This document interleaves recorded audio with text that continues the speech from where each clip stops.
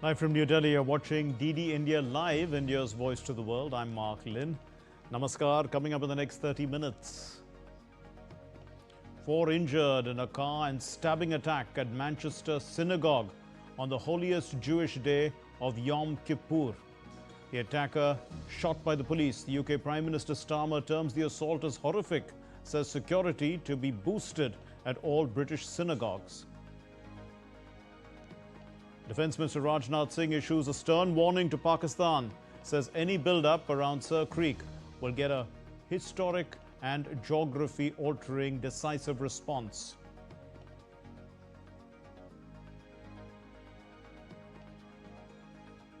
White House freezes funds for Democratic-aligned states in shutdown slap, hits transit and green projects. Vice President Vance warns of federal worker layoffs if the shutdown continues.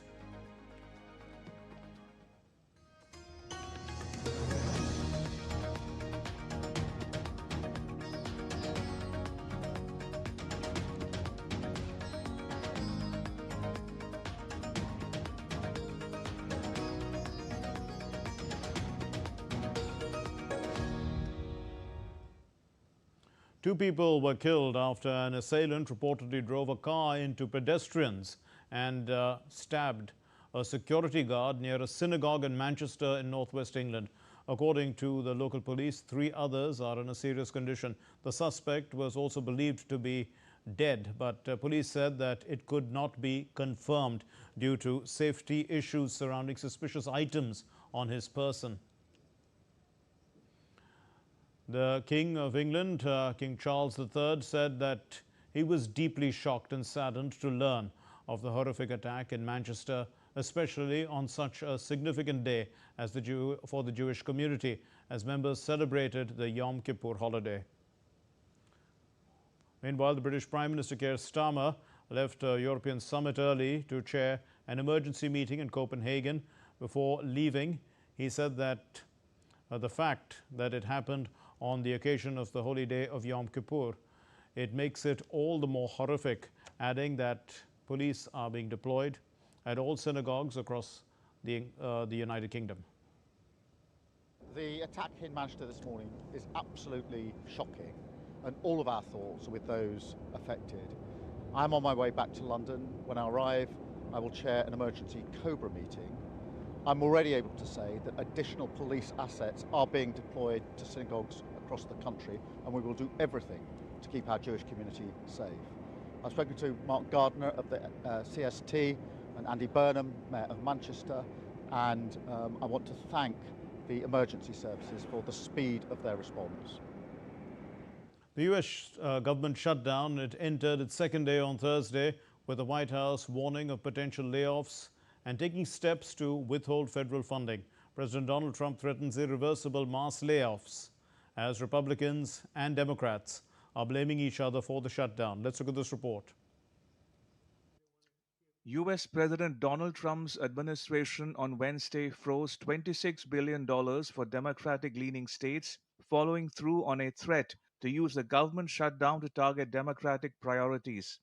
The targeted programs included $18 billion for transit projects in New York, home to Congress's top 2 Democrats, and $8 billion for green energy projects in 16 Democratic-run states, including California and Illinois.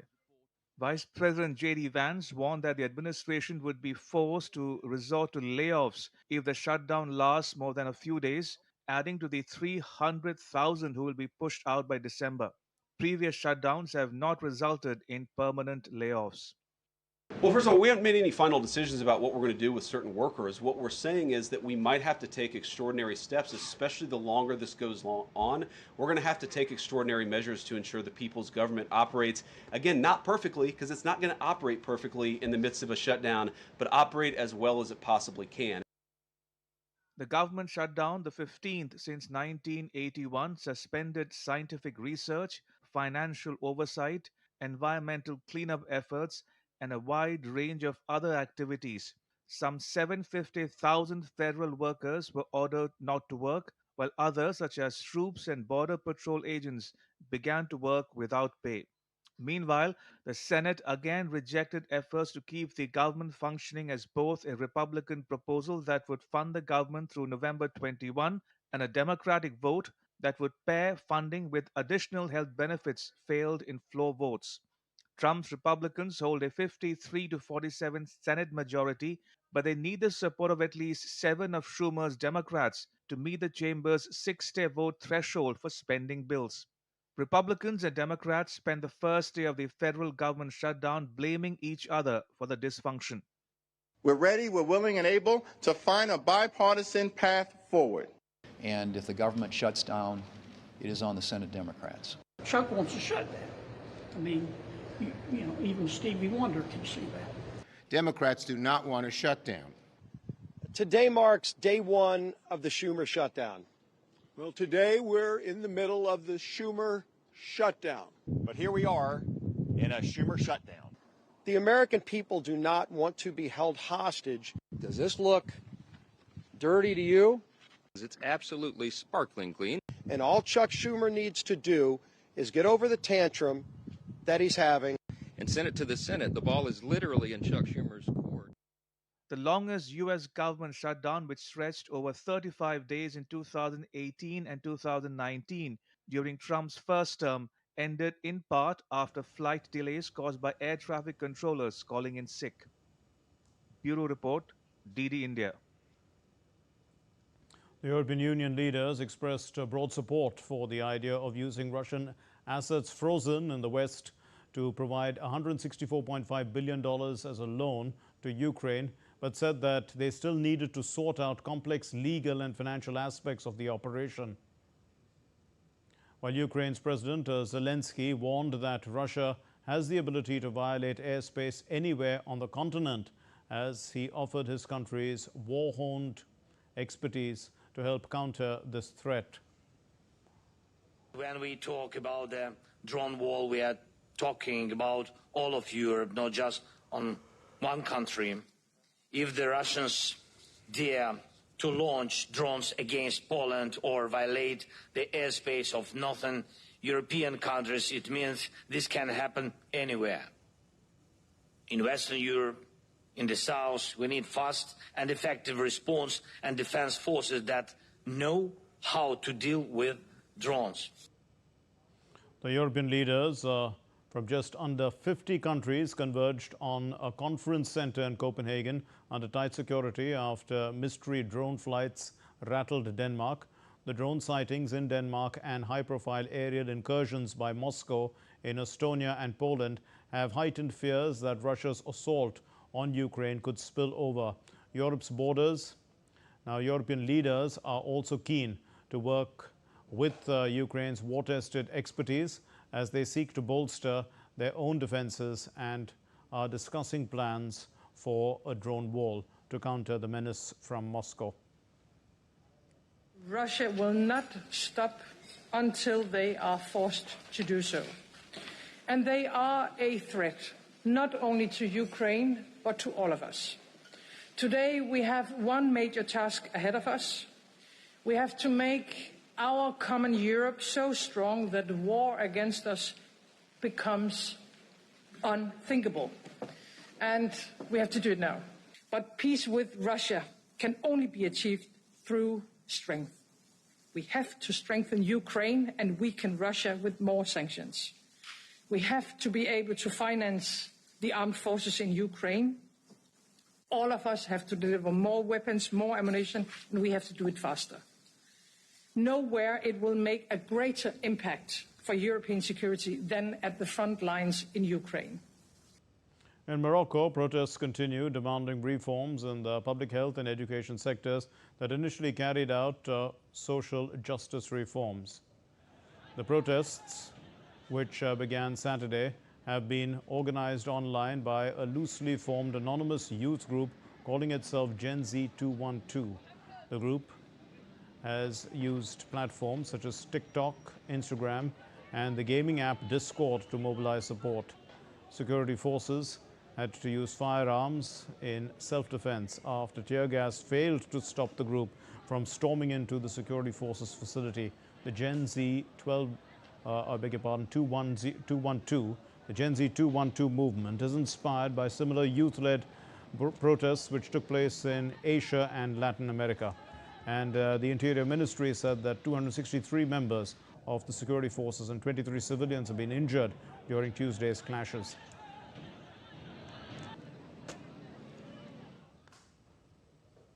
Israel has announced that its forces are tightening the siege around Gaza City by extending a military corridor across the territory towards the coast. The move is part of ongoing efforts to restore long-term stability in the area. Hamas continues to deliberate over a peace proposal presented by the US President Donald Trump. This proposal was unveiled earlier this week. It happened in coordination with the Israeli Prime Minister Benjamin Netanyahu, and the plan has received support from Israel as a constructive step towards peace. The Israeli military has issued new evacuation orders for residents of Gaza City, urging them to move south. The Defense Minister Israel Katz stated that the move aims to tighten the encirclement around Gaza and isolate Hamas operatives in the north.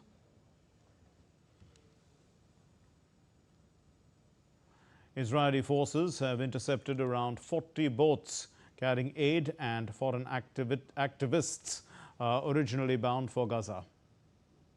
The intercepted vessels and those on board were expected to be taken to the Israeli port of Ashdod.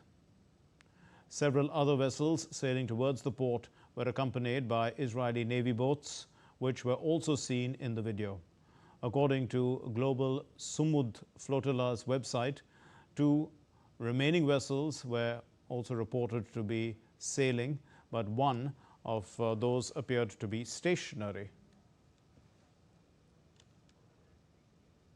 Still to come here on DD India Live, the nation pays tribute to Mahatma Gandhi on his birth anniversary.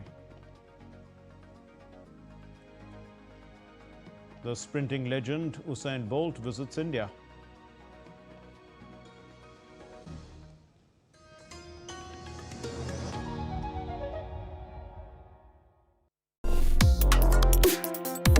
Complex issues, hidden agendas, twists and turns, strategic games. We think all dots are linked. We just need to connect them. Join me every week as I connect the dots to unravel hidden designs in statecraft, mysteries, and decode issues that matter to you. Watch Connecting the Dots with me at these times on DD India.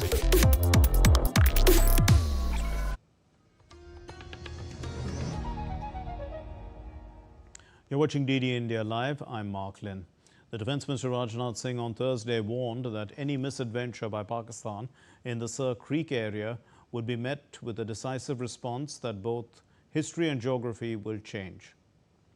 Addressing an event in Gujarat, the Defence Minister said that during Operation Sindoor, India's armed forces had successfully thwarted Pakistan's attempts to challenge India's sovereignty. Rajnath Singh expressed satisfaction that all military objectives of that operation, Operation Sindoor, were successfully achieved, and he reaffirmed that India's fight against terrorism is continuing.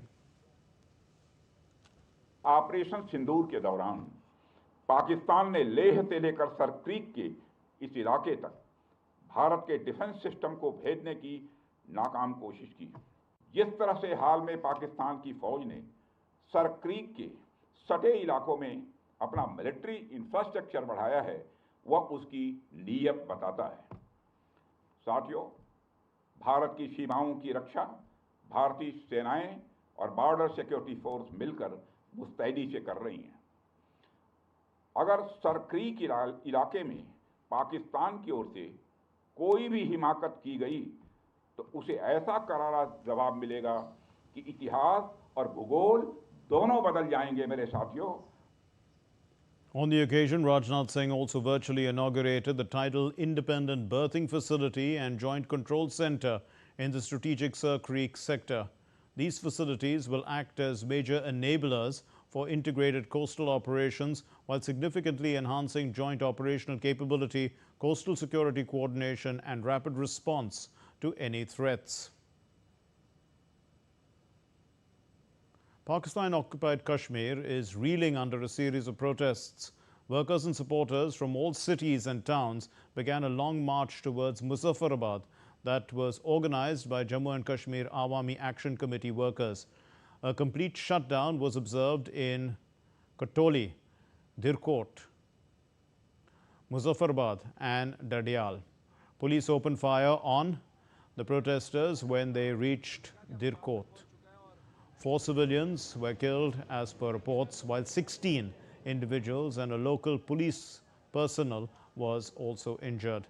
The protest was later shifted to Muzaffarabad, where again reports of aerial firing and tear gas shelling came in. The Chief Secretary of the POK region issued a notice inviting the JKAAC leaders for negotiations. However, the POK government also warned that the JKAAC leadership, they warned the leadership of strict action if the protests were not called off.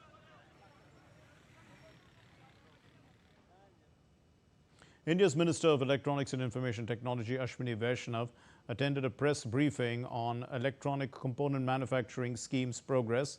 While interacting with the media, the minister said that the scheme was launched in April this year to strengthen India's domestic electronics manufacturing ecosystem and reduce import reliance. The scheme has received a record number of applications till date and will generate a large number of employment opportunities as well as in the nation. Now, this is a testament of the growing global confidence in India's electronic manufacturing and also policy stability and competitive advantage.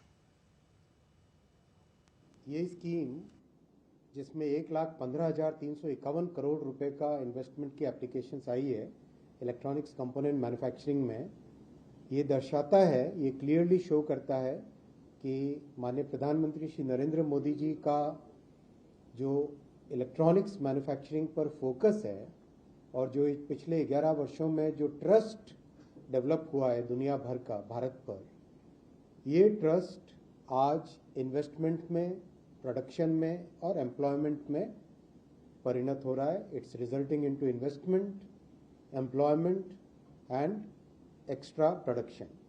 Employment, we had targeted 91,600 persons. Here the employment which is expected is 1.5 times at 1,41,000 persons employment. President Draupadi Murmu, Vice President C.P. Radhakrishnan and Prime Minister Narendra Modi, along with other dignitaries, paid homage to Mahatma Gandhi at his memorial Rajghat on his birth anniversary today.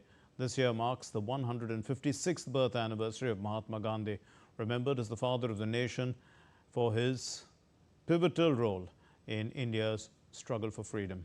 October 2nd is celebrated as Gandhi Jayanti in India, while across the globe it is observed as the International Day of Non-Violence, following a 2007 United Nations resolution that received support from over 140 countries.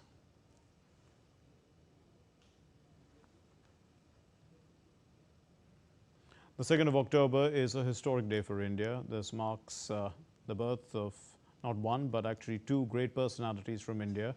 The first is the beacon of non-violence, the father of the nation, Mahatma Gandhi, but alongside him is the late Prime Minister Lal Bahadur Shastri as well. He's remembered for his humility and that inspiring slogan, Jai Jawan, Jai Kisan. Let's look at this report. Mahatma Gandhi, fondly known as Bapu, was born on 2nd of October 1869 in the western state of Gujarat. He developed a method of action based upon the principles of courage, non-violence and truth called Satyagraha. Gandhiji led various freedom movements in India, including the non-cooperation movement, civil disobedience movement and Quit India movement. Under him, many people actively participated in protest against the colonial rule in India. In 2007, the United Nations General Assembly designated October 2nd as International Day of Non-Violence to honor Gandhi's principles. India also remembers its former Prime Minister Lal Bahadur Shastri on his birth anniversary. Born in 1904, Shastri played a significant role in the Salt Satyagraha and was imprisoned multiple times during the struggle for independence. Lal Bahadur Shastri is known for his role in leading India to victory in the Indo-Pakistan War of 1965. He's best known for his slogan Jai Jawan, Jai Kisan, which he coined to boost the morale of soldiers and promote agricultural self-sufficiency. India's President Draupadi Murmu, Vice President C.P. Radhakrishnan, Prime Minister Narendra Modi, and other dignitaries paid floral tributes to Mahatma Gandhi and Lal Bahadur Shastri in New Delhi. Prime Minister Narendra Modi praised Gandhi's ideals of truth, simplicity, and service, and Shastri's integrity and patriotic call of Jai Jawan, Jai Kisan. Modi urged people to honor them by embracing Swadeshi, saying it is the foundation of a self-reliant and developed India. Bureau Report, DD India. The Indian Minister of State for External Affairs, Pabitra Margarita, joined students and Indian diaspora in the celebrations of the 156th birth anniversary of Mahatma Gandhi at the Embassy of India in Moscow. The minister addressed students and the Indian diaspora on the significance and the relevance of Gandhian principles of self-reliance, truth, and non-violence in the 21st century. He emphasized the government's initiatives such as Swachh Bharat, Atmanirbhar Bharat, and Viksit Bharat, rooted in Gandhian principles and their role in India's growth story. The event gathered Russian dignitaries and scholars, reflecting Gandhi's universal message of peace, harmony, truth, and dignity. Union Minister Dr. Jitendra Singh kicked off the implementation phase of the Government of India's special Swachhta Campaign 5.0 on the eve of Gandhi Jayanti. The campaign, inspired by the Prime Minister's call for cleanliness, has evolved into a nationwide Jan Andolan, integrating cleanliness with transparency, efficiency, and public participation. 3,296.71 crore rupees were earned from e-waste and scrap disposal. Over 696.27 lakh square feet of office space was cleared and put to productive use. October 2 also marks the culmination of the nationwide Swachhta Hi Seva, or Cleanliness is Service, fortnight campaign, which started on the 17th of September. And on the occasion, the Union Minister Ashwini Vaishnav delivered a message on cleanliness, highlighting the government's efforts to encourage clean and green living. He also urged citizens to take personal responsibility for maintaining cleanliness in their surroundings. The minister also wished the countrymen a happy Vijayadashmi. I would like to wish all the listeners and viewers very happy Dashera, very happy Vijayadashmi. Today is 2nd October. We are also starting the Swachhta Mahotsav, Swachhta Abhiyan. Basically, it's a pledge to keep our surroundings clean, whether we are working in an office, at home, or on our street, near our homes, everywhere, wherever we go, we should make our own efforts to keep the city clean, keep the town clean, keep the village clean, keep the office clean, keep the house clean. Dasara, also known as Vijayadashmi, is being celebrated across the country today. Dashera is one of the most sacred Hindu festivals. It celebrates the eternal triumph of good over evil, wisdom over ignorance, and righteousness over immortality. Deeply rooted in mythology and spirituality, the festival honors both Lord Ram's victory over Ravana and goddess Durga's triumph over Mahishasur. Beyond its cultural and religious relevance, Dasara also carries profound astrological significance, as it is considered one of the most auspicious times of the year to begin new endeavors, strengthen spiritual practices, and invite divine blessings for prosperity.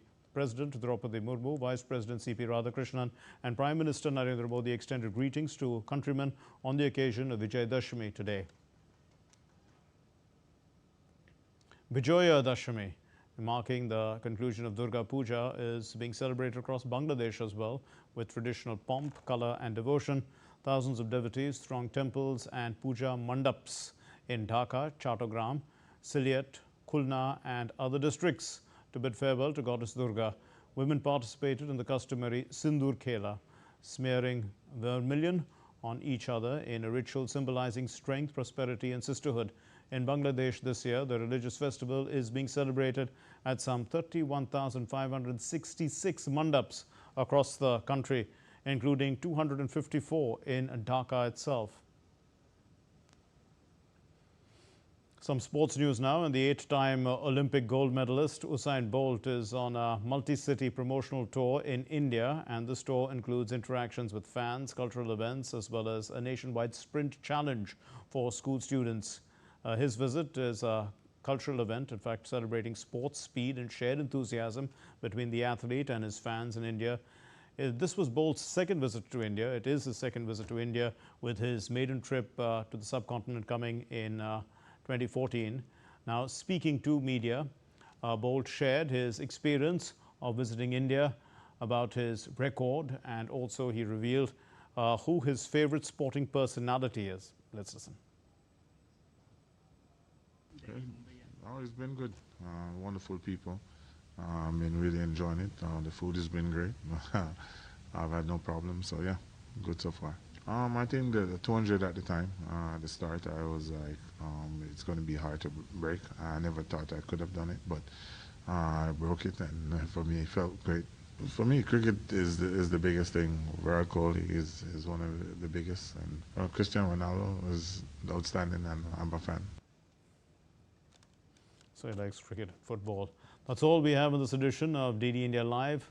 Let's know your thoughts on the news of the day. For those of you on the go, get the latest news and updates from India and across the world on the DD India mobile app. It's available on Android and iOS platforms. Scan the QR code and download it now. We'll be back with more news as it breaks here on DD India. My name is Mark Lynn from all of us here in Delhi. Thank you very much for watching DD India Live. Namaskar.